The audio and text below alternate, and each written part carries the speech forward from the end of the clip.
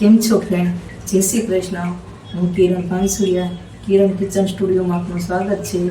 તો આજે હું કેલ્શિયમથી ભરપૂર એવો સરગવાના પાન અને તેને આપણે પાન તોડી ડાળખીમાંથી અને તેના હું ઢેબરા બનાવીશ.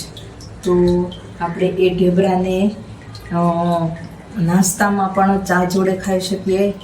લંચ બોક્સમાં નાના બાળકોને આપણે સોસ જોડે આપી શકીએ અને આપણે મોટા કે કોઈ બી હોય એનું ટિફિન ભરીએ તો એને દહીં જોડે પણ ખવાય તેવા આપણે કેલ્શિયમથી ભરપૂર એવા સરગવાના પાનના આપણે ઢેબરા બનાવીશું. આજે બનાવીશ હું સરગવાના પાનના ઢેબરા. તો કઈ રીતે બનાવવા તે હું તમારી જોડે શેર કરીશ. તો મારો વિડીયો લાઈક કરજો, શેર કરજો, ચેનલને સબસ્ક્રાઈબ કરજો, બેલ આઇકોન દબાવવાનું ભૂલતા નહીં અને કમેન્ટમાં લખજો મારી રેસીપી કેવી લાગી. અહીંયા સરગવો લીધો છે, એકદમ કૂણો છે. તો એને ધોઈ લઈએ આપણે અને પછી કોરો કરી લઈશું. સરગવો મેં ધોઈ લીધો છે. હવે આ રીતે આપણે પાનને તોડી લઈશું. બધા પાન આ રીતે તોડી લેવાના ને મોટા લાગે તો તમે એને નાના ટુકડામાં સમારી પણ શકો છો. આ રીતે બધા પાન આપણે તોડી લઈએ અને આ જે ડાળખી જેવું હોય ને એ આપણે કાઢી નાખવાનું. પાન જ લેવાના છે આપણે.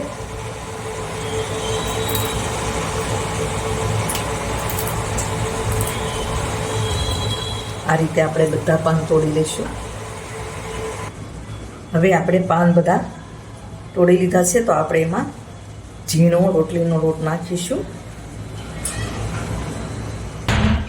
થોડો ચણાનો લોટ નાખીશું, અજમા છે એને આપણે મસળીને નાખીશું, હિંગ નાખીશું, હળદર નાખીશું,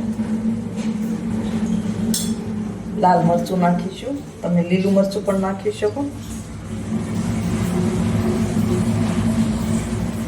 ધાણા જીરું પાવડર નાખીશું, મીઠું નાખીશું સ્વાદ મુજબ.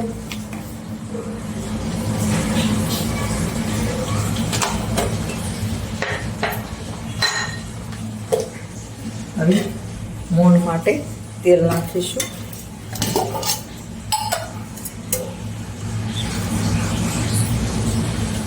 આપણે તેલ આપણી રીતે નાખવાનું, જે રીતે નાખવાની રીતે, અને મીઠું પણ સ્વાદ મુજબ જ નાખવાનું.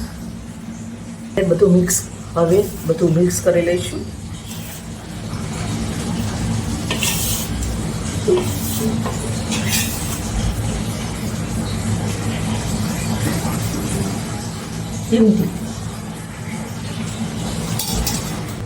હવે બધું મિક્સ થઈ ગયું છે તો હવે આપણે લોટ બાંધી લઈશું.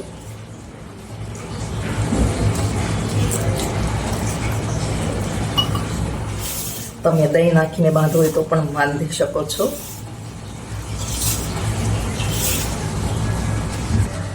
હવે આપણું કણક તૈયાર થઈ ગયું છે. ઉપર થોડુંક આપણે તેલ નાખી અને કૂણવી લઈએ, એટલે કે મસળી લઈએ સારોથી આ રીતે.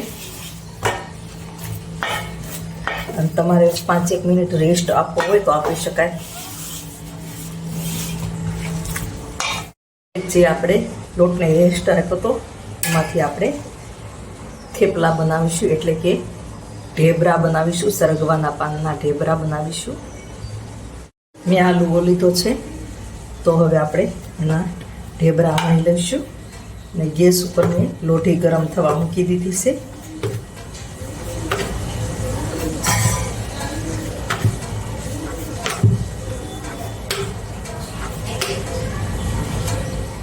તો હવે આપણે લોઢીમાં તેલ નાખી થોડું આ રીતે. તમે બ્રશ પીછીની મદદથી આપણે પેલું કરવું હોય તો પણ કરી શકો છો.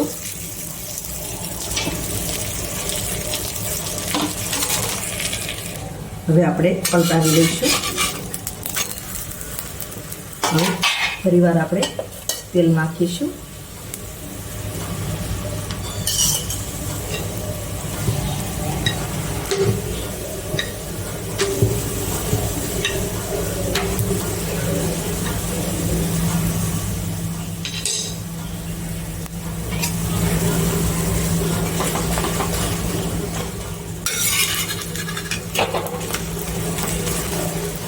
આપણે કેલ્શિયમથી ભરપૂર એવા આપણે સરગવાના પાનના આપણે ઢેબરા કરીશું.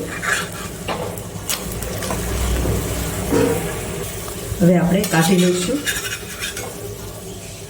અને બીજું આપણે વણી રાખ્યું હતું, ચડતું હતું ત્યાં, તો બીજું આપણે ચડવા મૂકી દઈશું. આ રીતે આપણે બધા જ ઢેબરા બનાવી લઈશું. હવે આપણા બધા ઢેબરા બનીને તૈયાર થઈ ગયા છે. તો હવે આપણે ગેસ બંધ કરી દઈશું અને કાઢી લઈશું.